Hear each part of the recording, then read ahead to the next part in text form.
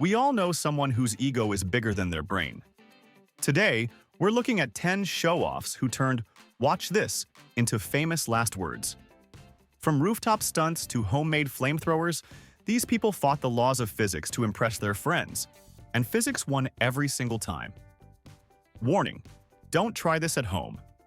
Seriously, let their stupidity be a lesson so you don't end up on this list next week. 1.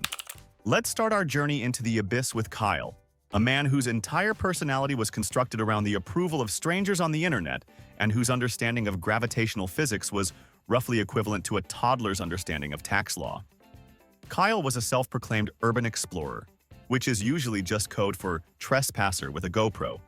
And on this particular windy Tuesday, he had dragged his terrified girlfriend Sarah to the top of a 60-story unfinished skyscraper in downtown Chicago to capture the ultimate profile picture. The setting was a construction site, a place defined by loose debris, industrial dust, and a distinct lack of safety rails, but Kyle saw it only as a stage for his magnificence. His grand plan wasn't just to stand on the edge. No, that was too pedestrian for a man with 3,000 followers. He intended to perform a one-armed handstand on the very lip of the concrete precipice, a maneuver that requires the balance of a Shaolin monk, but was being attempted by a guy who got winded walking up the stairs.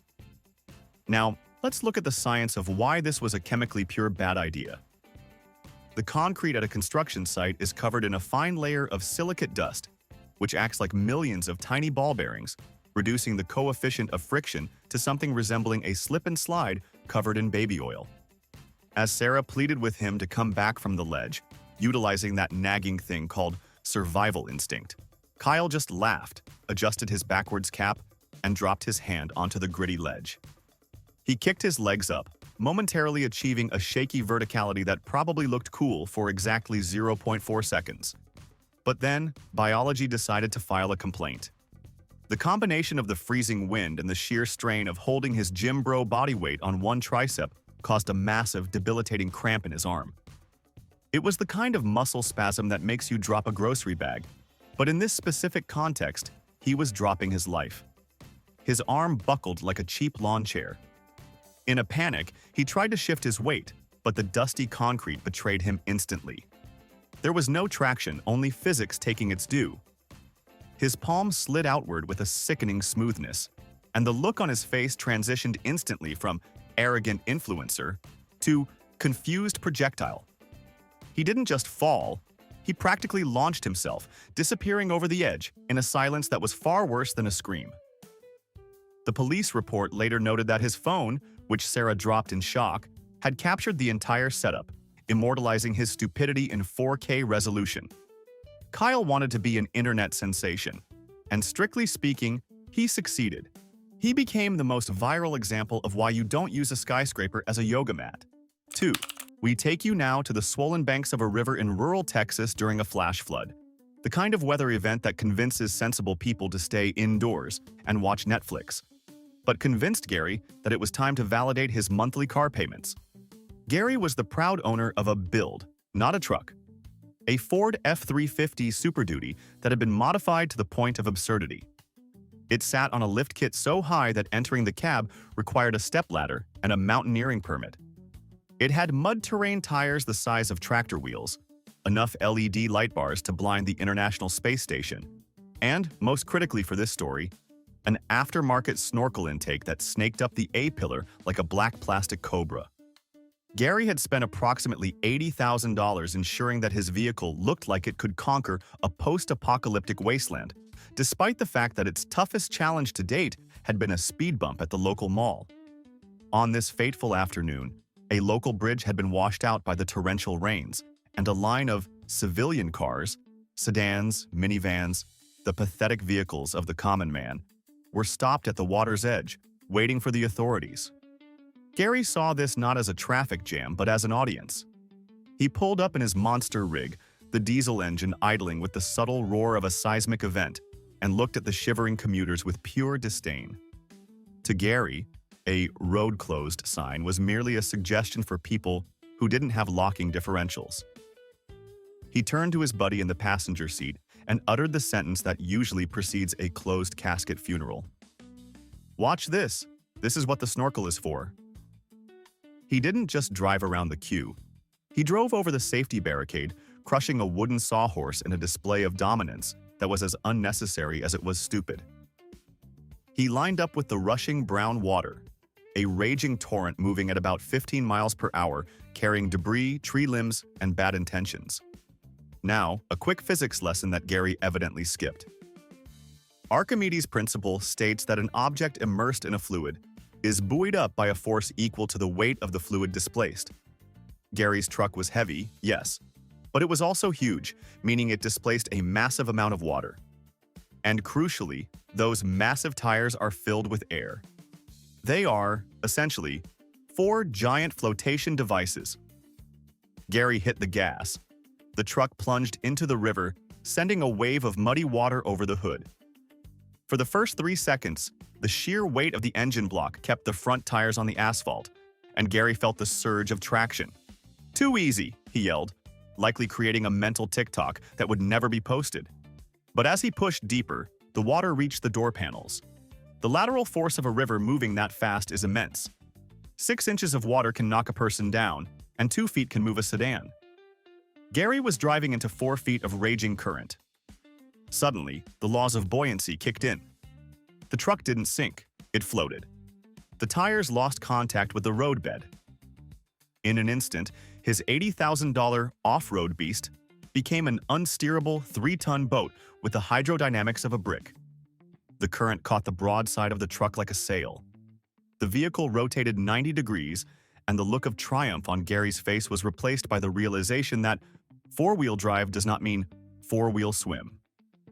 The truck drifted sideways, hit a submerged log, and flipped over with the slow, terrifying grace of a dying whale. Now, here is the grim reality of water pressure. Once a vehicle is submerged, the external pressure against the doors is thousands of pounds. You cannot open them.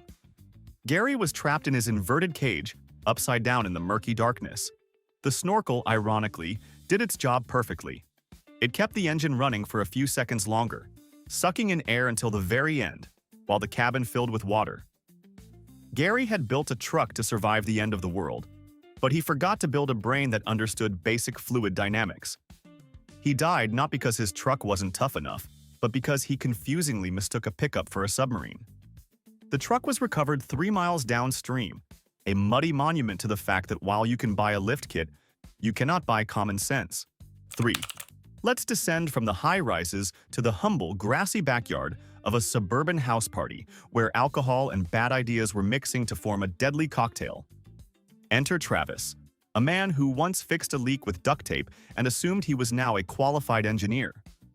Travis had been watching videos of professional fire breathers, trained performers who use specific, non-toxic fuels and years of technique, and decided, with the unearned confidence of a man 6 beers deep, how hard can it be? He wanted to be the Dragon King of the barbecue, the highlight of the night. So, he went into his garage and emerged not with paraffin oil, which pros use, but with a red plastic jerry can filled with standard 87-octane unleaded gasoline. Now, for those of you who skipped chemistry class to smoke behind the gym, gasoline is not just flammable, it is explosively volatile.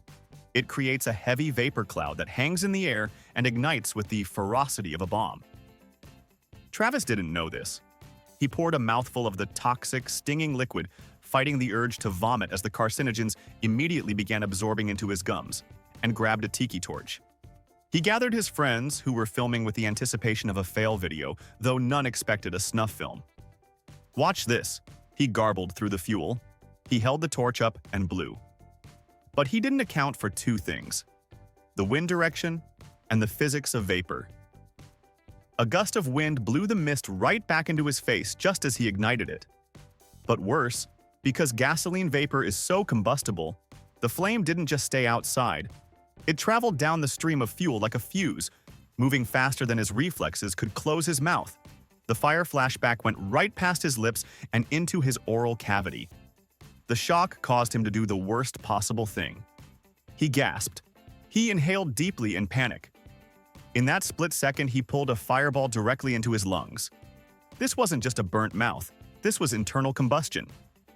The superheated gas scorched his trachea and bronchial tubes instantly, searing the delicate tissue of his lungs and causing them to swell shut within seconds. He dropped the can and fell to his knees, clawing at his throat in a silent, horrific dance of suffocation. His friends initially laughed, thinking it was part of the act, until he turned blue and collapsed. The fire inside him had consumed the very oxygen he needed to scream. The coroner's report later described it as chemical pneumonia combined with thermal injury, which is fancy medical speak for he cooked himself from the inside out. Travis wanted to spit fire like a mythical beast. Instead, he just became a cautionary tale about why we don't drink things that belong in a Toyota Camry. 4. We find ourselves in the humid, decision-impairing heat of a suburban Miami afternoon, at a pool party hosted by Jason, a man whose confidence was inversely proportional to his grasp of spatial geometry. Jason, known to his friends as J-Dog because he mentally never graduated from 2009, was currently experiencing a crisis of attention. The party was in full swing, but the group of women he had invited, who were primarily interested in the guacamole and definitely not in Jason's recount of his high school football glory days, were scrolling through their phones. This was unacceptable to J-Dog. He needed a grand gesture, a display of primal athleticism that would force them to look up and realize they were in the presence of a suburban golden god. He looked at the roof of his single-story ranch house, then at the pool, and his beer-soaked brain connected the dots in a way that bypassed the logic center entirely. He handed his lukewarm lager to a friend, uttering the sacred mantra of the soon-to-be deceased. Hold my beer and watch this. Now, let's pause for a crucial architectural detail that Jason conveniently ignored. This was an above-ground pool that had been dug into the ground to look fancy, but functionally, it was a lounging pool. The maximum depth was exactly 4 feet, or about 1.2 meters. This depth is perfect for standing with a margarita. It is, however, catastrophically insufficient for a 180-pound projectile entering at terminal velocity. As Jason scrambled up the trellis, knocking over a potted plant in a clumsy display of dexterity that should have been a warning sign, his friends started shouting. Some were cheering because alcohol is a liar that tells you everything is a good idea. But a few, the ones who actually understood physics, were yelling at him to stop. Jason interpreted these screams of terror as hype. He reached the scorching hot shingles of the roof, posing like an Olympic diver, his silhouette framed against the sun like a majestic idiot. He didn't check the water. He didn't look for the no-diving symbols printed on the vinyl liner, which are there specifically for people like him. He just saw a blue target. He took a running leap, aiming for a swan dive that would seal his legacy. And to his credit, the form was decent. He achieved significant airtime. But here's the problem with gravity. It accelerates you at 9.8 meters per second squared, regardless of what lies below. Jason hit the water with perfect verticality, piercing the surface like a spear. The water did its job and tried to slow him down, but you cannot decelerate a human body from 20 miles per hour to 0 in 4 feet of liquid without consequences. His head and neck slammed into the concrete foundation of the pool floor a fraction of a second after his fingertips touched the water. The sound wasn't a splash. It was a sickening, muffled crunch that vibrated through the pool deck. He didn't surface to wave to the girls. He didn't emerge triumphantly. He simply floated there, face down, a tragic buoy of stupidity. The autopsy revealed that he had compressed his spine so severely that he was dead before his feet even got wet. Jason wanted to make a splash that everyone would remember, and in a grim, ironic way, he succeeded. He is now the reason that specific neighborhood has a very strict HOA policy regarding roof access and pool safety. 5. Tyler was a 24-year-old cryptocurrency entrepreneur, which usually means he got lucky once and now thinks he's a genius, who had recently decided to invest his gains in a machine that was actively trying to kill him. Tyler purchased a brand new cherry red Ducati Panigale V4, a motorcycle that is less of a vehicle and more of a teleportation device powered by controlled explosions.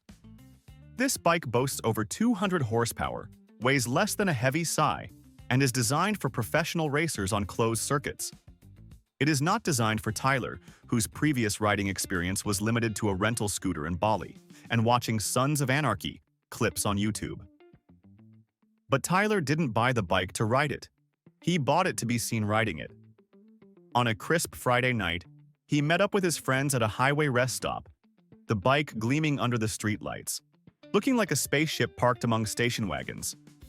His friends, mostly driving Honda Civics with loud exhausts, were suitably impressed, oohing and ahhing at the carbon fiber and the price tag.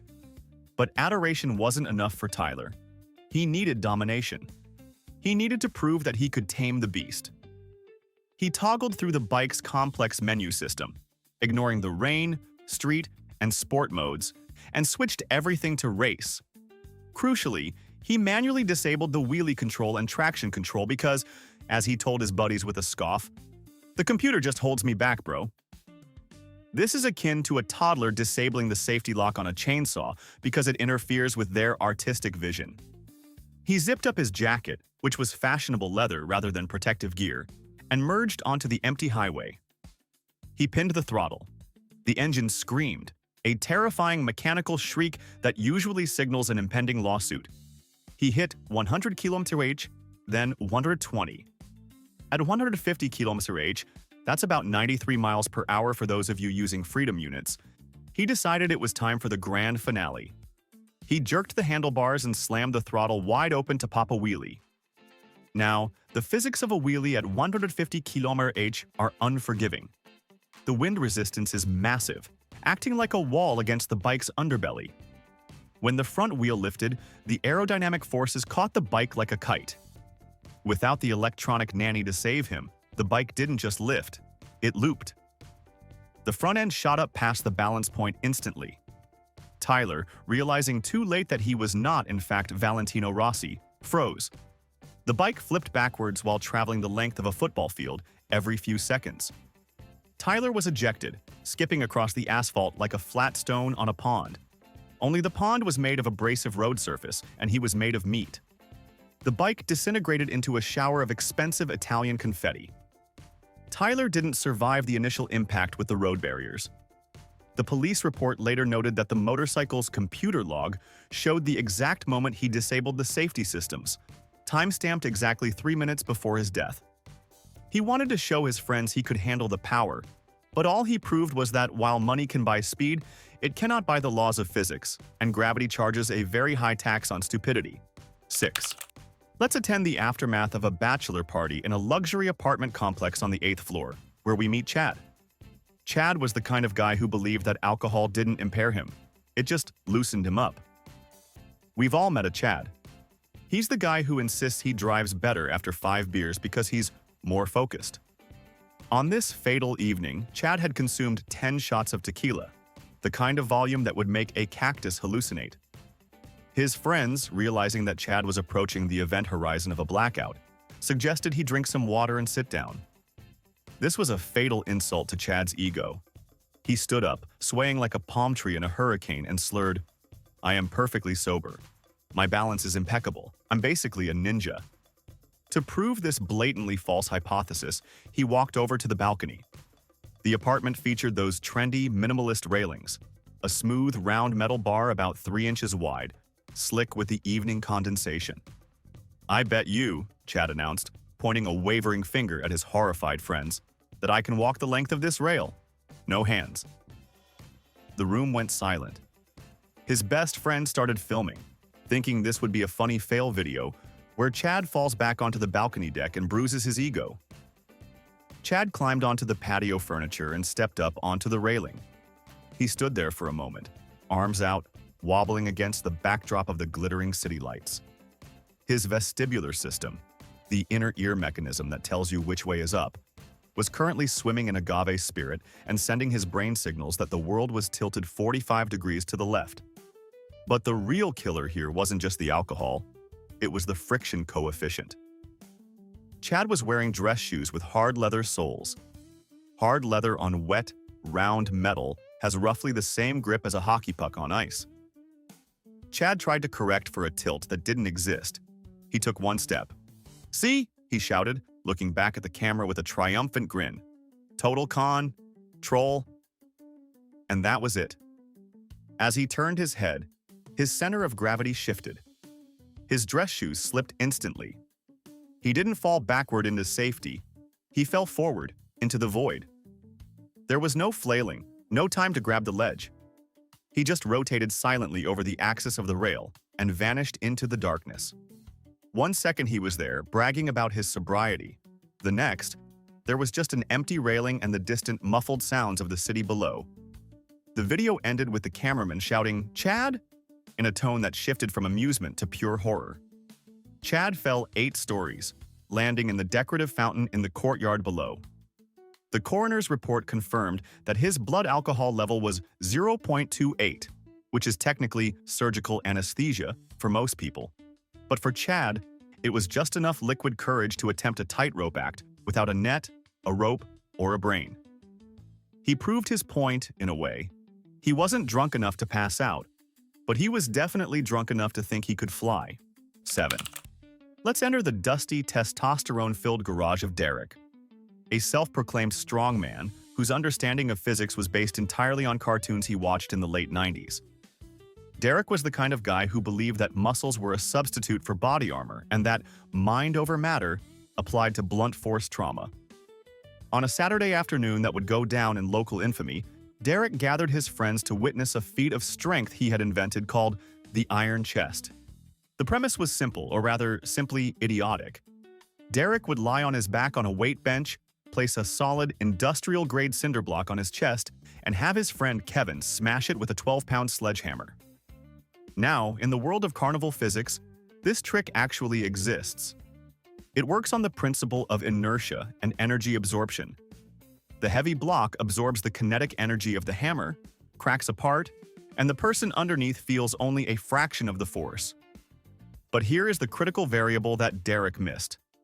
For the trick to work, the block must break. If the block does not break, it ceases to be a shield and simply becomes a conduit.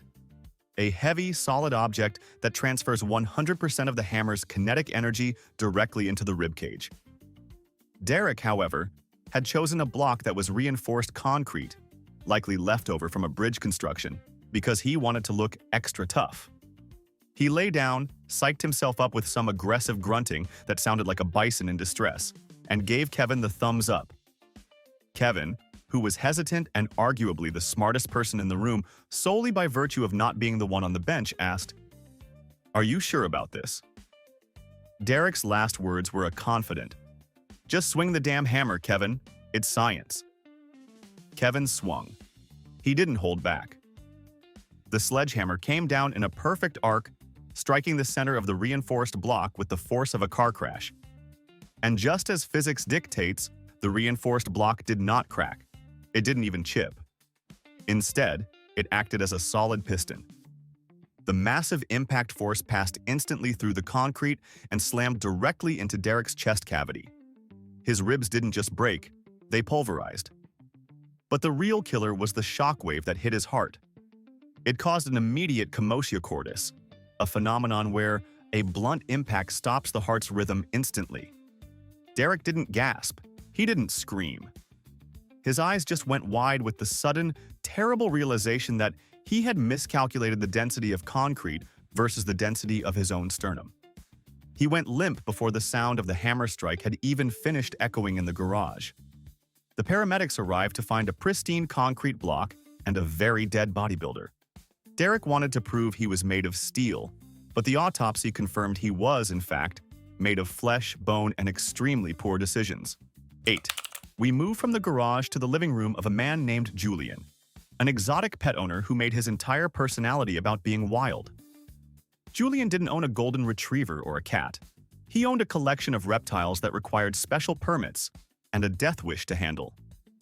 His pride and joy was Lucifer, a 12-foot king cobra. Now, a quick lesson in herpetology. The king cobra is not actually a cobra. It is a distinct species called Ophiophagus, which literally translates to snake eater. It is an intelligent, highly venomous apex predator that produces enough neurotoxin in a single bite to kill an elephant or 20 men. It does not feel love. It does not feel loyalty. It feels hungry and threatened. But Julian believed he had a spiritual connection with Lucifer. He told guests at his house party that he could read the snake's aura, and that the snake viewed him as a father figure. The party was in full swing, and the guests were sufficiently terrified, which was the only fuel Julian's ego ran on. To escalate the tension, he decided to perform his signature move, the cobra kiss. This involves bringing one's face within striking distance of the snake and planting a kiss on the top of its head. This is roughly the equivalent of playing tag with a landmine. Julian opened the enclosure, and the snake immediately hooded up, rising 3 feet into the air and emitting a low growling hiss that sounds like a dog. A clear universal sign for "I am going to murder you." Julian turned to the crowd and whispered, "See? He's greeting me." He leaned in, puckering his lips, closing his eyes to savor the spiritual moment. The snake, having no concept of a kiss and seeing a large warm predator invading its strike zone, reacted with millions of years of evolutionary instinct. It struck faster than the human eye could follow. The fangs, which are fixed at the front of the mouth, sank deep into Julian's cheek and upper lip. But the snake didn't just bite and release. It held on, pumping a massive load of golden neurotoxin directly into the highly vascular tissue of his face. Julian stumbled back, ripping the snake off him, but the damage was done. The venom traveled straight to his brain and respiratory system. Within minutes, his eyelids began to droop, the first sign of paralysis. He tried to speak, to tell everyone to stay calm, but his speech was slurred as his tongue went numb. By the time the ambulance arrived, his diaphragm had stopped receiving signals from his brain, and he suffocated in his own living room surrounded by terrified hipsters. Julian died believing he was a snake whisperer, but in the end, he was just a snack. 9. Enter the digital arena of Brett, a streamer and content creator, whose content consisted largely of screaming at cameras and eating things that shouldn't be eaten. Brett was chasing the dragon of virality, and his views had been plateauing. He needed a stunt that would break the internet. He chose the one-chip challenge, but decided that a single chip was for weaklings. No, Brett ordered a bag of whole dried Carolina Reapers, the former world record holder for spice, clocking in at over 1.5 million Scoville heat units. To put that in perspective, police pepper spray is a condiment compared to this. Brett set up his ring lights, started his stream, and titled it, "Eating Death Peppers, No Water Challenge." He sat in his gaming chair, looking at the shriveled red demon in his hand, and announced to his chat, "I am the Alpha. Pain is just weakness leaving the body." He popped the entire pepper into his mouth and chewed. The reaction was immediate. His face turned the color of a stop sign, and his eyes began to water as if he were staring into the sun. But this wasn't just heat. It was a chemical burn. The capsaicin triggered a massive inflammatory response. His body, sensing it was under chemical attack, did what it evolved to do. It swelled up to protect the airways. Brett started coughing, a wet, wheezing sound.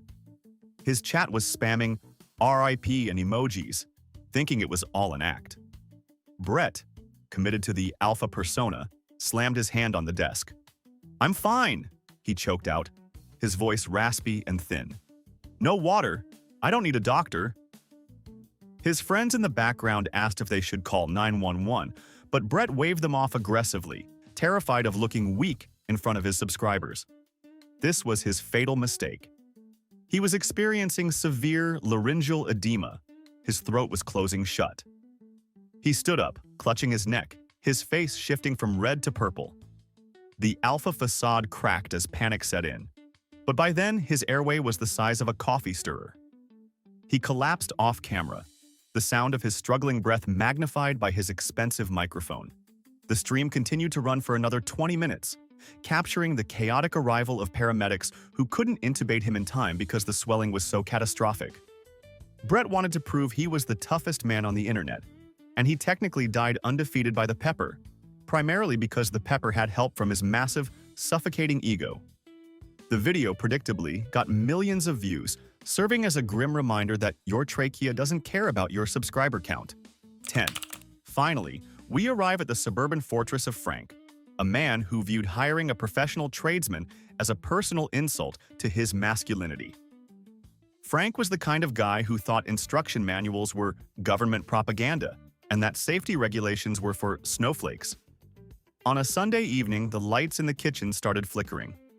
Frank's wife, a sensible woman who enjoyed having electricity that didn't double as a fire hazard, suggested calling a licensed electrician. Frank looked at her with the disdain of a man who owns a screwdriver set he bought in 1998. "Call a guy? To charge me $200 to twist two wires together?" he scoffed. "I'll do it myself. It's simple physics, Linda." He marched to the basement, toolbox in hand. Now, the first rule of electrical work is turn off the main breaker. Frank, however, decided that walking 5 extra steps to the breaker box was unnecessary cardio. Plus, he argued, I need the power on to see what I'm doing. I'm not afraid of a little spark. This is akin to saying, I need the gun loaded to see if it works while I look down the barrel. Frank unscrewed the outlet cover, exposing the live wires.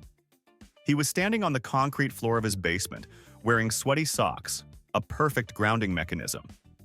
He grabbed a pair of pliers that had worn-out rubber handles, effectively holding a metal conductor with his bare hand.